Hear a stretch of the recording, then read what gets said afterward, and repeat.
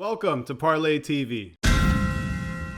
Plenty of things look easy at first. Skydiving, lion taming. From the comfort of your armchair, all sorts of risks look easy as Cristiano Ronaldo, Diogo Jota, and Bruno Fernandes literally blew Russia off the park in a clinical display of attacking football. Wow. Sorry, what did you say, Kobe? Wow, bro. Let's break it down. I am Pat Mayo, and I'm here to give you the best pick at the top of the board. The best bet, if you will. So I'm going to go with just under 25 for Middleton here.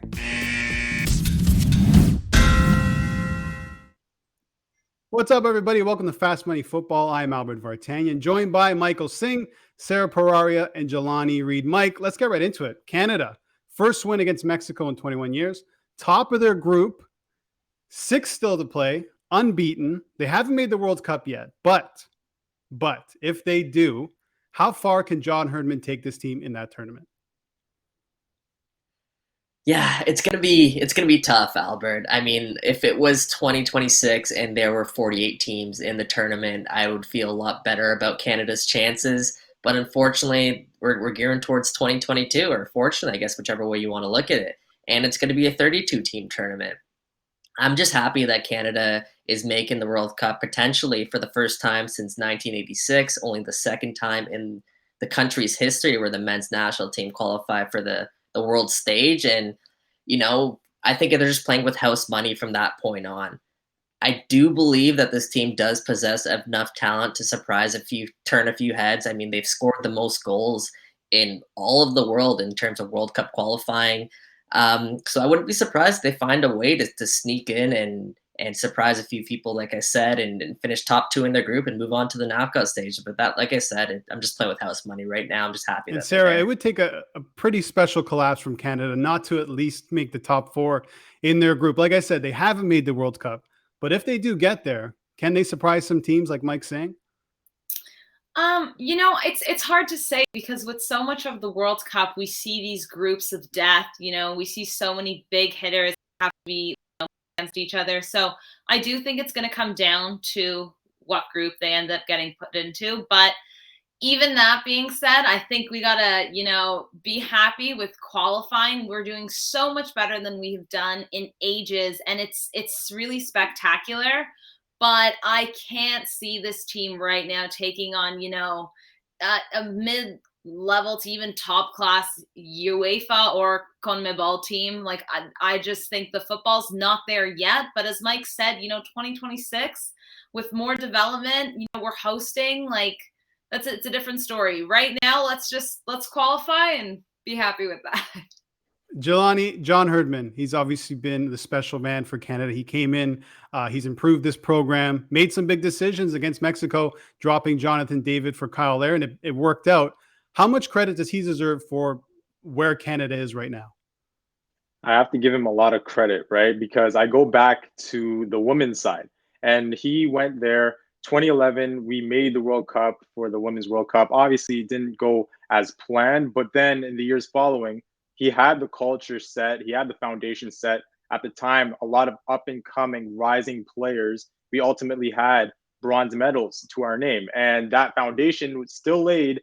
And now we're seeing that the Canadians are the Olympic champions for women's football. So he comes in here 2018, takes over 94th ranked in the world. Canada was at the time, now 48th. So there's a big jump there. You're seeing that similarly to the women's side, the men's side, a lot of young up-and-coming players, Davies, David, Buchanan, to name a few, right? Laren, obviously. So if you're looking at that as, the grand scheme of things, this is a team that is going to continue to improve. In 2022, that, let's say we make it there, right? Let's say we make it to the World Cup. There's going to be, it's going to be tough. It's not going to be easy at all, right? It's going to be great to see Canada there, just to think about where we've come from. But yeah, with years moving down the line, we're seeing 2026 and future.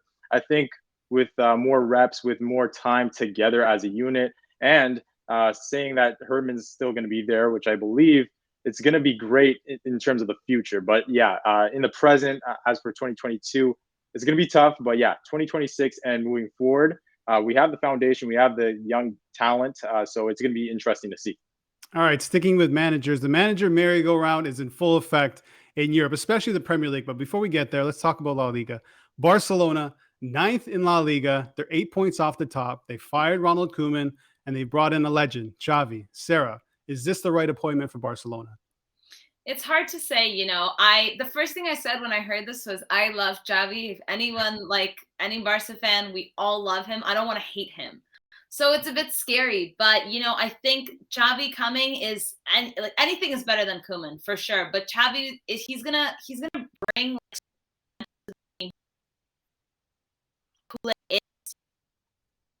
the tiki that Barca has created and brought to the football world. So I'm excited to see he's made some moves already, and they're looking like, I'm so happy to see Dani Alves back. Like it's just such a fun kind of signing and career, so that would also be legendary. But I think Xavi, like it good, but we haven't played with him yet. We have our first game this weekend against Espanyol, the derby, so it's going to be telling. I'm going to be optimistic about it. Obviously, Mike, Barcelona brass, they have an idea and they know what they want to do.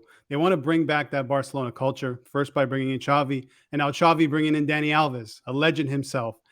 Is this the right move from them right now, to bring in these players to change the culture around to what it used to be? Well, Albert, I think anything is better than the direction that it was heading in the past. Is it the right move? As Sara said, time's going to tell. I do like that they're bringing back Xavi because he does reinstill some of that authenticity back into Barcelona. Xavi was Barcelona. I mean, he was widely regarded as, if not him, then Iniesta, as the best midfielder in the world during his time with Barcelona. And the thing about Xavi is that he really understood the game. Like when you watch Xavi play, it was his mindset. And that's what Barcelona was. It's their ability to break down teams with their tactics. And, he learned from some of the best managers in the world. And we talk about Pep Guardiola and his success with Barcelona. I mean, Xavi was there the entire time. So I think Barcelona obviously want to get back there. Sometimes, revisionist history, just going back to what it was, isn't always the right move. But in this case, I do believe it is, and hopefully Xavi can prove me right. Jelani, despite Xavi's lack of experience as a manager, is this the right move for Barca?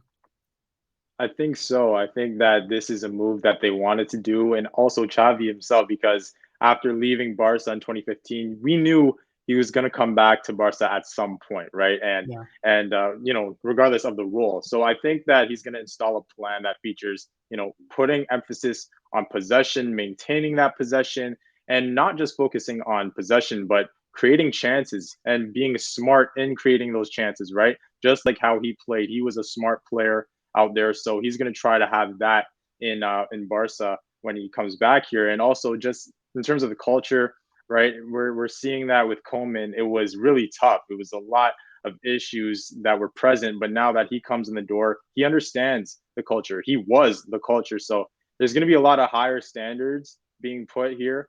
So yeah, I like the move for sure. Jelani, I'm going to stick with you. We're going to talk about another manager.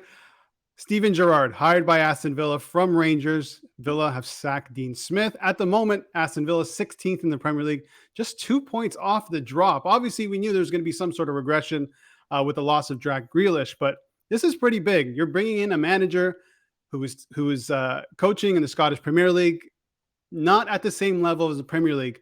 At the moment, based on where Aston Villa are on the table, is this the best move for them by bringing in Steven Gerrard, another manager that doesn't quite have that top level experience?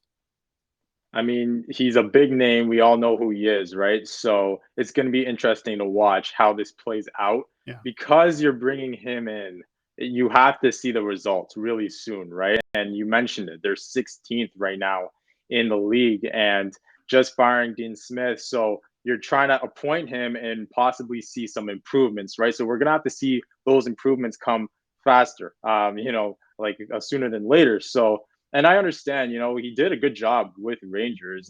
He won the Scottish title for them in the first time in 10 years. So he was impressive there. But yeah, he has a new challenge here, a greater challenge. So yeah, when you're bringing a big name in, no matter the club, it's going to be fascinating just to watch how that plays out. Can he actually change the fortunes? And obviously, you mentioned Grealish leaving So that's a hole that they have. And it's interesting to point out because Jurgen Klopp's contract ends, 2024, and his, deals that he signed, that ends around the same time. So a lot of rumors about, is this just a stepping stone, to get a Liverpool job in the future? I don't think so. He also shut them down. So no talks of Liverpool right now. But yeah, it's going to be interesting.